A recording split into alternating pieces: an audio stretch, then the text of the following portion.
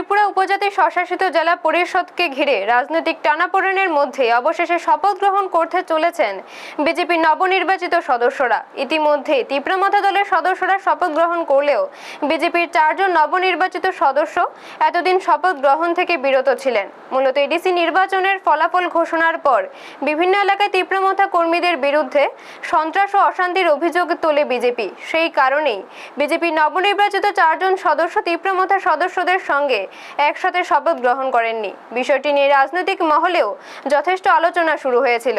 বেশ কিছুদিন অপেক্ষার পর অবশেষে বিজেপি সদস্যদের শপথ গ্রহণের দিনক্ষণ নির্ধারণ করা হয়েছে। এডিসি প্রশাসনের প্রকাশিত নির্দেশিকা অনুযায়ী আগামী 15 মে 2026 সকাল 11টায় খুমলুংস্থিত পরিষদের চেয়ারম্যানের দপ্তরে এই শপথ গ্রহণ অনুষ্ঠান অনুষ্ঠিত হবে। যেসব সদস্য এখনো পর্যন্ত শপথ গ্রহণ করেননি তাদের ওই দিন উপস্থিত থাকতে বলা হয়েছে। পাশাপাশি প্রত্যেক সদস্যকে তাদের নির্বাচনী শংসাপত্রের মূল কপি সঙ্গে নিয়ে আসার নির্দেশও দেওয়া হয়েছে। প্রশাসনিক সূত্রে জানা গেছে, বিজেপি দলের নবনির্বাচিত 4 জন সদস্য ওই দিন শপথ গ্রহণ করবেন। শপথ গ্রহণের পর তারা আনুষ্ঠানিকভাবে পরিষদের সদস্য হিসেবে দায়িত্বভার গ্রহণ করবেন এবং পরিষদের বিভিন্ন কার্যক্রমে অংশ নিতে পারবেন।